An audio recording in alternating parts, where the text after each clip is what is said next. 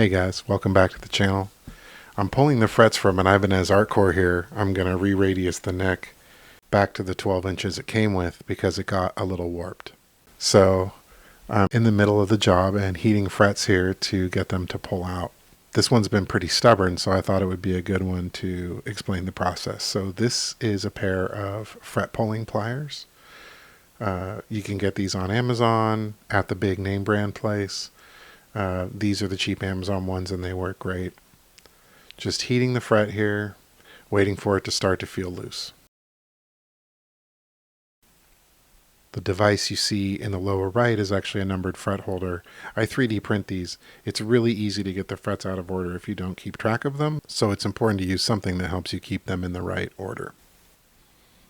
So I'm testing this one by giving it a little wiggle. It's taking quite a while to heat up. Some do, some don't. Kind of depends on how they were glued at the factory. The wood at that part of the neck.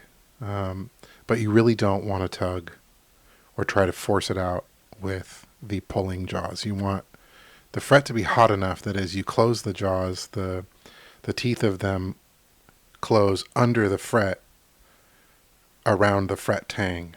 And you feel the fret kind of pop up out of the slot when they do that right. The problem with pulling the frets out too quickly is you'll cause fretboard chip out. And that chip out, sometimes it's negligible, sometimes it'll like affect the way the fret sits back down and you have to repair it or you won't be able to get a good level fret install. So you always want to just go slow, heat these really well. Now this soldering iron, I've since abandoned it. It was an experiment from AliExpress.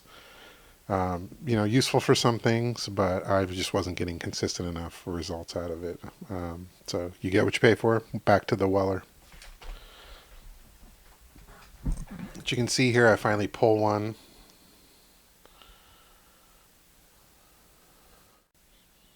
So that one was particularly stubborn, but it does finally pop out there.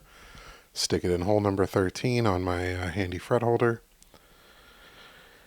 And next thing we're going to do is just take a look at the condition of some of these fret slots. You see here, some of them look like the wood is maybe raising or lifting a little bit right along the edge of the fret slot.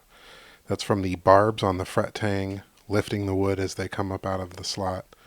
You want to press that back down in. Don't brush it off like I'm doing there with my hand. I'm just doing that to demonstrate what you don't want to do. You want to press like I was doing there with my fingers. Just press that wood back down in and just leave it. When you put the new fret in, it'll slot down right on the top of it. The press will line all that back up. Here I'm just feeling one end, because if you heat one end and it feels hot at the other end, then you know the whole fret is ready, is hot. All right, let's go ahead and fast forward through the rest of these, and we'll come back when we are sanding.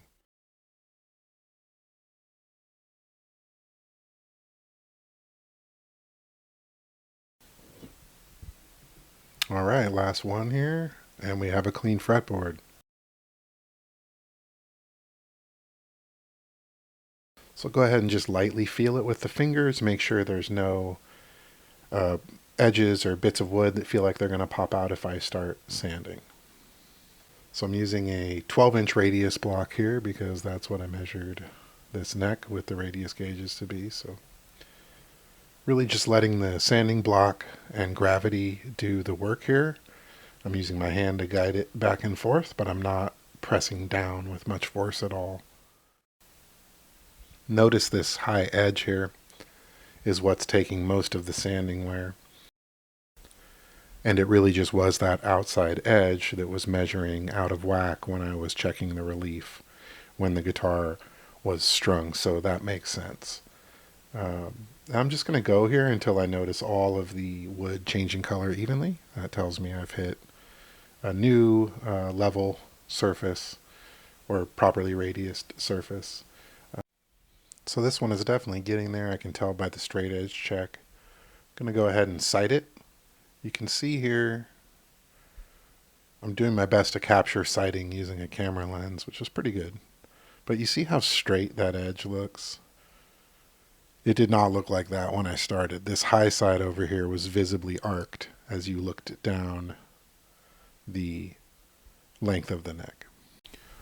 Keep in mind as well when sighting a neck that the nut falls off in height as you approach the treble side of the guitar, so don't use the nut as your visual reference when checking for the straightness of the neck.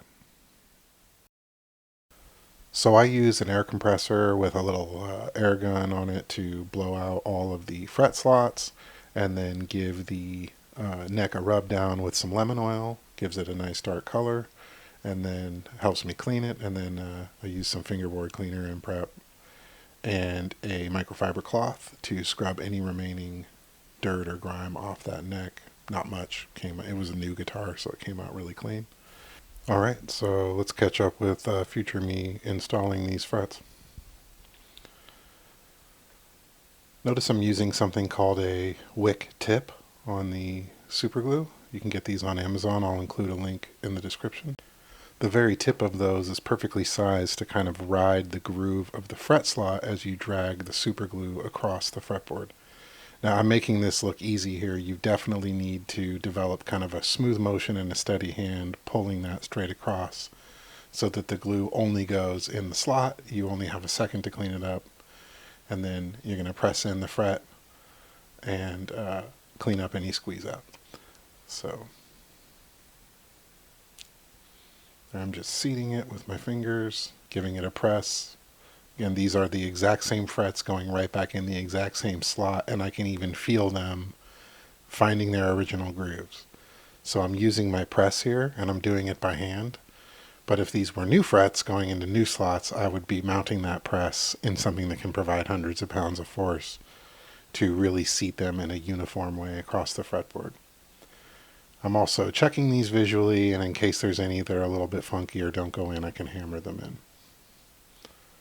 Of course, before this guitar is done, it'll go in the neck jig after it's been strung, and the frets will be precisely leveled to strung position, so they will still go through the leveling process, but you want that process to remove as little material as possible.